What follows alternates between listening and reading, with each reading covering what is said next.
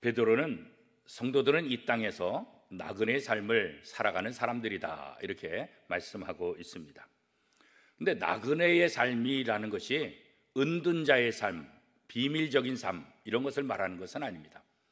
오히려 성경은 우리로 하여금 이 나그네의 삶을 통해서 하나님 나라를 적극적으로 증거하고 또 그것을 알려주는 그런 삶을 살아야 된다 이렇게 말씀하고 있습니다. 성도는 이 세상에서 잠시 머무는 그런 존재, 그러나 이 성도의 삶이 다시 한번 우리가 이 땅에서 하늘나라 복음을 증거하는 기회로 삼아야 된다 이렇게 말씀하고 있습니다. 물론 나그네의 삶을 살아가는 우리들은 결국은 어떠합니까? 이 땅에서 나그네의 존재지만 결국은 뭐예요? 천국, 본향을 향해서 가는 사람들이다. 이것을 우리가 명심해야 하는 것입니다. 내가 누구인지 잊어버리면 안 됩니다. 우리가 여행을 가면서 내 집이 어디지? 내가 돌아갈 곳이 어디지? 이거 잊어버리면 안 됩니다. 여행이 아무리 즐거워도 내가 돌아가야 할 고향, 내가 돌아가야 될 목적지, 그것을 분명히 알고 여행해야지 그 목적지를 잃어버리고 여행하면 큰 실수를 하게 될 수밖에 없는 것입니다. 우리도 마찬가지입니다.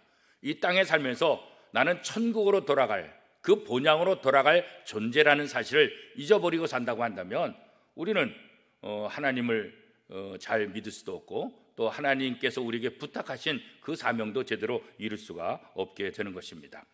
우리가 이 땅에 사는 동안 하나님의 나라를 증거해야 되는데 그러기 위해서 우리에게는 욕심을 제어할 수 있는, 절제할 수 있는 그런 자세가 필요합니다. 왜 그렇습니까? 이 세상의 모든 일들은 사람들의 욕심 때문에 여러 가지 엉키게 되고 여러 가지 잘못되는 경우가 참 많습니다. 인간관계도 그렇죠, 사업관계도 그렇죠, 또 부모 자식과의 관계도 마찬가지입니다. 성도들과의 관계도 마찬가지입니다. 이 욕심 때문에 관계가 다 틀어지게 되고 욕심 때문에 많은 사람들이 상처받는 경우가 참 많이 있습니다. 이 욕심 때문에 죄를 짓게 되죠. 이 욕심 때문에 하나님을 떠나게 되고 이 욕심 때문에 다른 사람을 미워하게도 됩니다. 그래서 이 욕심을 절제할 줄 아는 그런 자세, 특별히 하나님의 백성들에게는 반드시 필요한 것입니다. 욕심에 빠지지 않으려고 한다면 어떻게 될까요? 물론 하나님의 말씀을 붙잡아야 합니다. 이 말씀을 통해서 우리가 어떻게 삶을 살아가야 될지, 우리가 어떠한 자세를 가지고 또 어떠한 것을 생각하면서 살아야 될지 성경이 가르쳐주는 그 지침을 우리가 바로 안다고 한다면 우리는 욕심에서 좀 벗어날 수 있게 되는 거죠. 이 욕심에서 벗어날 때 우리는 하나님이 기뻐하시는 거룩한 삶, 정결한 삶을 살 수가 있는 것입니다. 또 이 땅에 살면서 우리가 하나님을 사랑한다 이렇게 표현하면서 하나님을 사랑하는 사람들의 모습이 세상 사람들에게는 어떻게 드러나야 되겠습니까? 하나님을 사랑하는 사람들은 내 이웃의 사람들도 사랑한다. 이것을 우리가 다른 사람들에게 보여줘야 합니다. 하나님을 믿는다고 하면서 하나님을 사랑한다고 하면서 내 옆에 있는 사람들을 미워한다고 한다면 이게 정말 하나님 믿는 사람들의 모습일까? 그렇지는 않을 것입니다. 성도들 사이에도 서로 마찬가지입니다. 서로 유익할 수 있도록 도와주고 또 서로 섬기고 또 서로가 잘 될 수 있도록 그렇게 희생하는 그런 모습들이 우리에게 필요한 것이죠. 베드로 사도는 자신의 편지를 읽고 있는 성도들에게 세상의 왕과 왕이 파견한 총독들 그들의 말에 순종하라 이렇게 권면하고 있습니다. 그러니까 모든 사람을 공경하고 모든 사람을 사랑하라 이렇게 또 당부하고 있는 것이죠.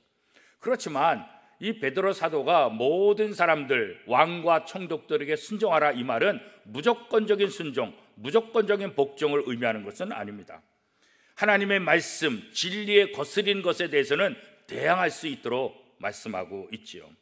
그런데 그런 하나님의 말씀을 거스리는 그런 것이 아니라고 한다면 왕과 또 총독들 또 다스리는 사람들 그들의 말에 순종하고 그들을 적극적으로 도와주라 이렇게 말씀하고 있는 것입니다.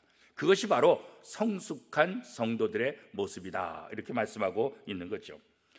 뿐만 아니라 베드로 사도는 우리 성도들이 한 사람 한 사람을 서로 어떻게 대해야 될까 이런 여러 가지 권면하는 과정 속에서 특별히 이 종과 주인들과의 관계를 이야기하고 있습니다. 그러니까 종들은 선하고 관대하고 좋은 주인, 그런 주인에게만 순종하고 그런 주인에게만 또 따르라 이렇게 말하고 있지 않습니다. 혹시 악한 주인을 만난다 할지라도 그들에게 순종하고 그들을 잘 도우라 이렇게 말하고 있어요. 그런 과정 속에서 혹시 부당한 고난을 당한다고 한다면 그 고난도 견디라는 거예요. 어떻게 견디라고요? 바로 십자가를 지신 주님, 그 예수 그리스도를 바라보면서 인내하라 이렇게 권면하고 있습니다. 이 말씀은 오늘 우리에게도 그대로 적용됩니다. 우리의 가정, 우리의 직장, 우리의 학교, 우리의 이웃들, 또 교회, 이 모든 과정 속에서 우리는 윗사람들을 만나게 되고 또 다른 사람을 만나게 됩니다. 그런 관계 속에서 혹시 어려움을 주는 사람이 있다 할지라도 우리는 예수님의 십자가를 기억하면서 그들을 사랑하고 또 그를 돕는 그런 성숙한 신자의 모습이 필요하다. 그런 모습을 통해서 하나님을 믿지 않는 사람들에게, 또 하나님을 믿더라도 온전한 신앙생활을 하지 않는 사람들에게 좋은 본을 보일 수 있다. 인내한 뒤에는 반드시 하나님의 은혜가 우리 속에 임할 것이다 이렇게 말씀하고 있습니다. 사랑하는 성도 여러분, 오늘 하루도 다시 한번 우리의 욕심을 절제하고 또 우리 주변 사람들을 미워하는 것이 아니라 오히려 그를 순종하고 또 우리보다 높은 사람에게 있다고 한다면 그들을 잘 도와주고, 혹시 부당한 악을 또 고난을 당한다 할지라도 예수 그리스도의 십자가 사건을 기억하고 우리가 견딘다고 한다면 하나님의 놀라운 은혜를 경험하게 될 것입니다. 오늘 하루도 그런 은혜를 경험하는 복된 하루가 될 수 있기를 축복합니다.